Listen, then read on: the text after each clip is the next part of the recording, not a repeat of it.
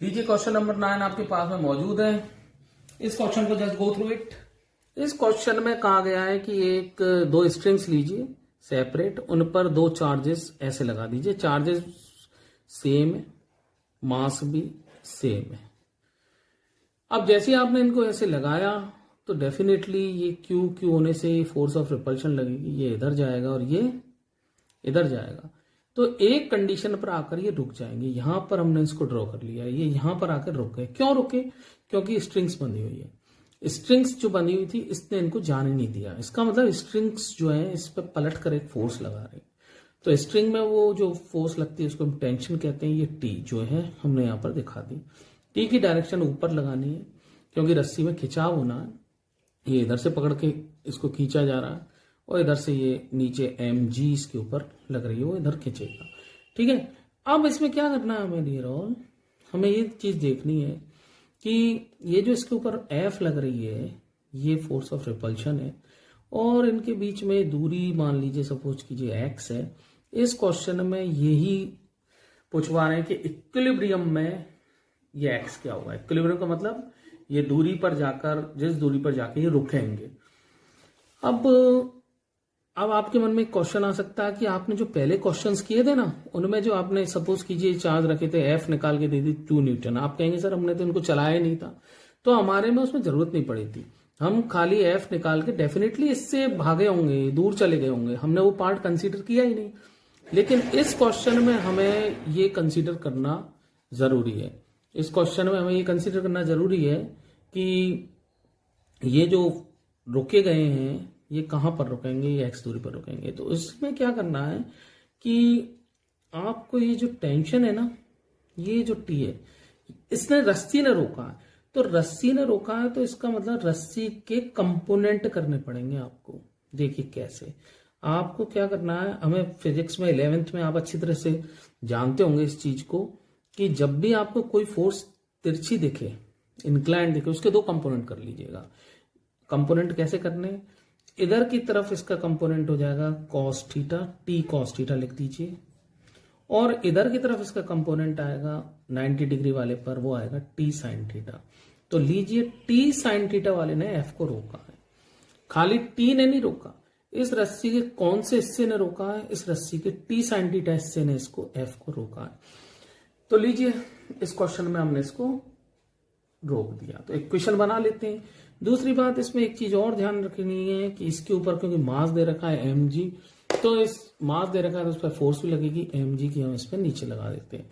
अब बस अब अपना काम हो गया। अगर आपने इतना इसको कर लिया तो अब अपना ये काम हो जाएगा। इस क्वेश्चन में ध्यान रखिएगा थोड़ी मिस्टेक है, वो आपको दूर करनी होगी। क्वेश्चन में एक तो इसमें जो लिख रहा है 2 थीटा, आपकी बुक्स में लिख रहा है 2 theta is equals to 10 degree लिख रहा है।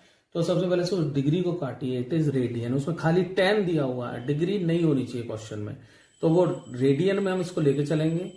और बाकी जो 2 थीटा है उसमें से 2 को काट दीजिए, तो थीटा इज इक्वल्स टू 10 लेना है। ये मैंने इसमें लिख दिया, थीटा इज इक्वल्स टू 10, ये डिग्री नहीं है।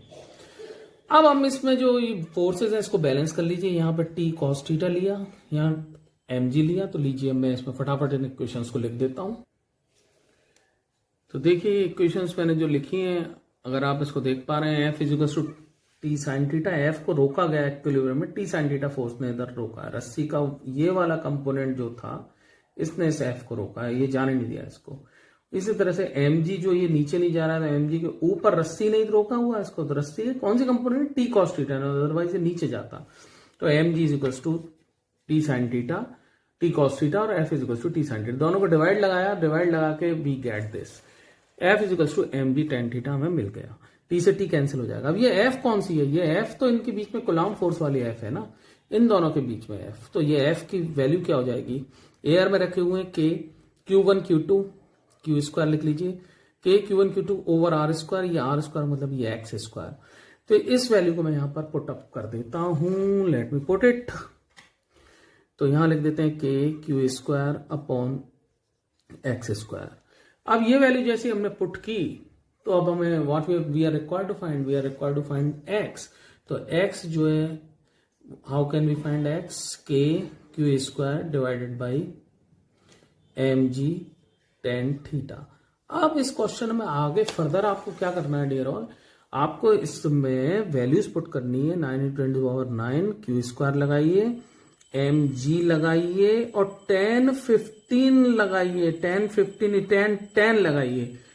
एंगल थीटा इक्वल्स टू कितना 10 है। अब ये जो 10 है, अगर आप रेडियन में सॉल्व करने जा रहे हैं तो रेडियन में इसकी वैल्यू लेनी है, और रेडियन में इसकी वैल्यू जो हमें निकल के आएगी वो नियरली 0.6 आएगी। तो रेडियन में इसकी वैल्यू वी आर गेटिंग, तो वैल्यूज मैं पुट कर देता हूं। X square is equals to 9 × 10⁹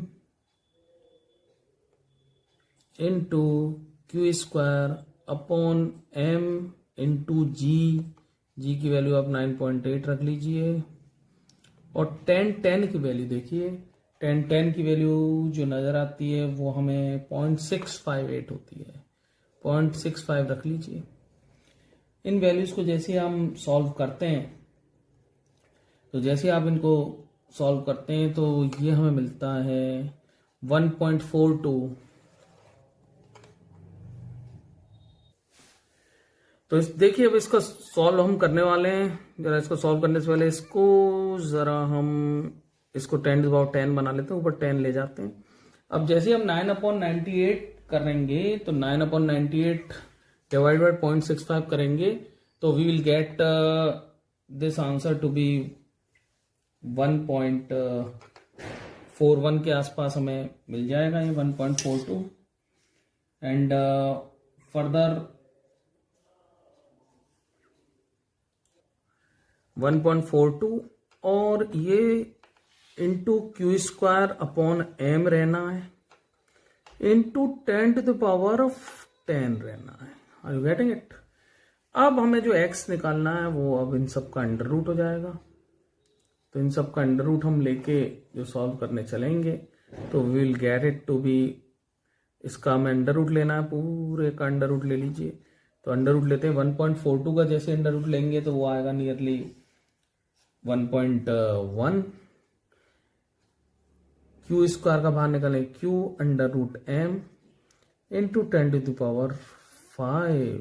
this one would be our required answer. Correction कर लीजिएगा आप अपनी कॉपी में। Let us see question number 10। Two charges QA and QB are at point 00 minus 15 and 00 plus 15। तो लीजिए दो चार्जेस लेते हैं। एक चार्ज को हम लिखते हैं QA जो कि मैग्नीट्यूड में 2.5 × 10⁻⁷ है coulomb. It is placed at 00 minus 15। इस चार्ज को हमें 00 minus 15, तो 00 minus 15 के लिए क्या है, एक लाइन खींच लेते हैं। ये लाइन जो है कोऑर्डिनेट्स की लाइन है, ये 0 0 0। Let it this line be z axis, तो यहां पर हम इसको प्लेस कर देते हैं। दिस वन इज -15 तो दिस वन इज +15। 0 0 -15 ये कोऑर्डिनेट हो जाएगा, और 0 0 15 ये कोऑर्डिनेट हो जाएगा। इन कोऑर्डिनेट्स पर let us place the charges. यहां पर मैं रख देता हूं ये चार्ज 2.5 × 10⁻⁷, और इस जगह पर लगा हुआ माइनस का 2.5 × 10⁻⁷। इस चार्ज को लिख देते हैं अपन QB, और ये चार्ज हो गया QA। अब जरा देखिए whether it is forming a dipole. Magnitude देखिए, magnitude same,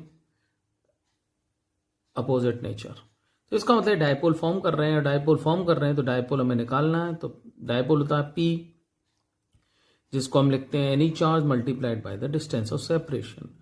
distance of separation यहाँ पर A या D अगर आप कहें तो ये दूरी हो जाएगी यहां से यहां तक की। तो यहां से यहां तक की दूरी कितनी हो जाएगी, ये सेंटीमीटर में दिया हुआ है। इन कोऑर्डिनेट्स को ध्यान रखिएगा। तो यहां से यहां तक 15, यहां से यहां तक 15, 30 सेंटीमीटर हो जाएगी। तो हम इसको 2.5 × 10⁻⁷ into 30 centimetre means 0.30 metre, and after solving it we get required answer 7.5 × 10⁻⁸। Unit लिखना ना भूलिएगा, Coulomb metre.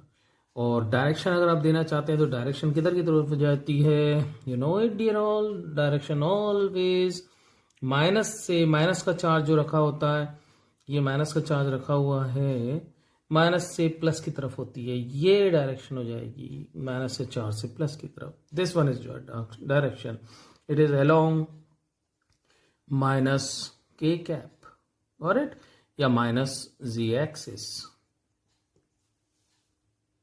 Let's see question number 11 that reads an electric dipole of dipole moment 4 into 10 to the power minus 9 cm. So dipole moment P is given 4 into 10 to the power minus 9 cm. cm को गलती से centimetre ना समझिएगा, ये c बड़ा है, this is coulomb meter. Is placed at 30 degree with a uniform electric field. तो एक डाइपोल को आप 30 डिग्री पर प्लेस कर दीजिए यूनिफॉर्म इलेक्ट्रिक फील्ड में, ये हमने रख दिया, और इसका P इज गिवन। E का मैग्नीट्यूड इज गिवन 5×10⁴ न्यूटन पर कूलॉम।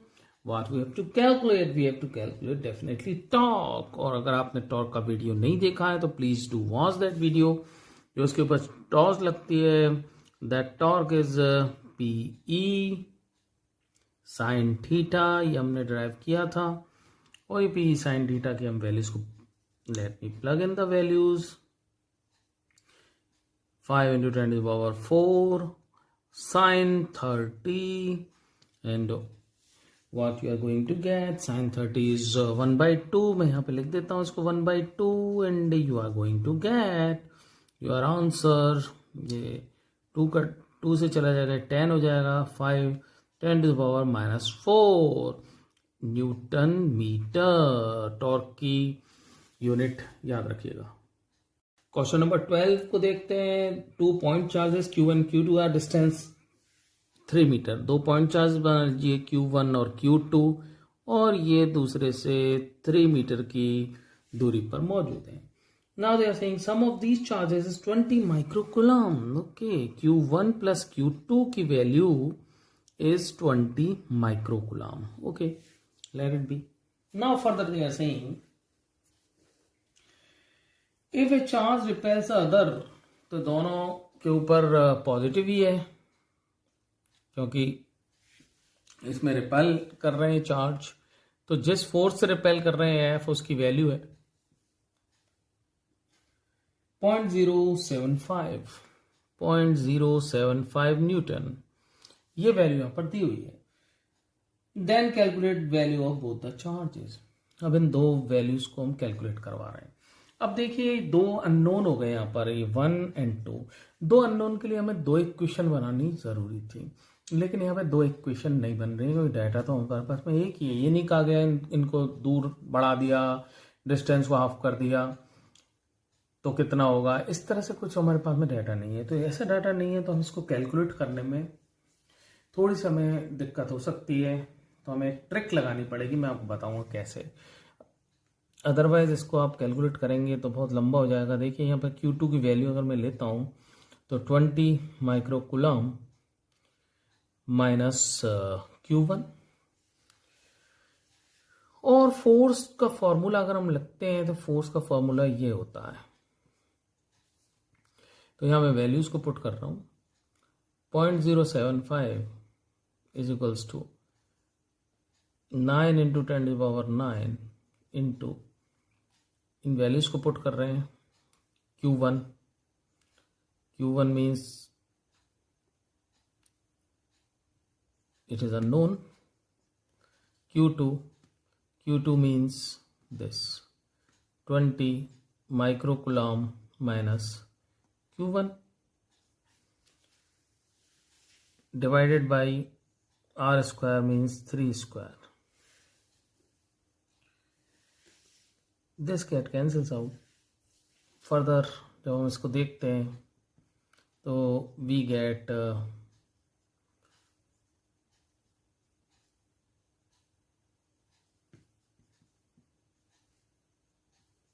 2 अब यहाँ क्या, अगर आप इसको मल्टीप्लाई करा के सॉल्व कराएंगे और Q1 स्क्वायर से इसको सॉल्व करेंगे, एक क्वाड्रेटिक इक्वेशन बना के सॉल्व करेंगे तो बहुत लंबा हो जाएगा, इसमें 10⁻⁶ आपको परेशानी करने वाला है। तो ये बहुत लंबी कैलकुलेशन होने वाली है। इससे बचने के लिए हमें क्या करना है, थोड़ा सा हम एक काम कर सकते हैं। वो क्या कर सकते हैं कि इसको ऐसे नहीं करके, this is not required at all, यहाँ से क्वाड्रेटिक इक्वेशन होगी तो हम क्या है इसी फॉर्म में इसको लेके चलते हैं। देखिए कैसे, ये f को मैं लिखता हूँ 0.075 is equals to 9 into 10⁹ Q1 Q2 over 9, एक कैंसिल आउट। तो मैं क्या यहाँ से Q1 Q2 की एक वैल्यू उठा के निकाल लेता हूँ। जब इससे मैं मल्टीप्लिकेशन में Q1 Q2 को करता हूँ तो my value comes out to be 7.5 into 10⁻11। ये Q1 Q2 की एक वैल्यू हम लेके यहाँ रख देते हैं। अब जरा देखिए, इसमें हमें Q1 प्लस Q2 20 माइक्रोकूलम मिल रहा है। अगर हम कैसे भी करके Q1 माइनस Q2 कहीं से लिया है, Q1 माइनस Q2 अगर हम इन्हीं से ही जो हमारे पास डाटा है इससे Q1 माइनस Q2 लिया है तो अपना इजीली सॉल्व हो जाएगा ये क्वेश्चन। अब ये Q1 माइनस Q2 लाने के लिए क्या करा जाए, जरा देखते हैं।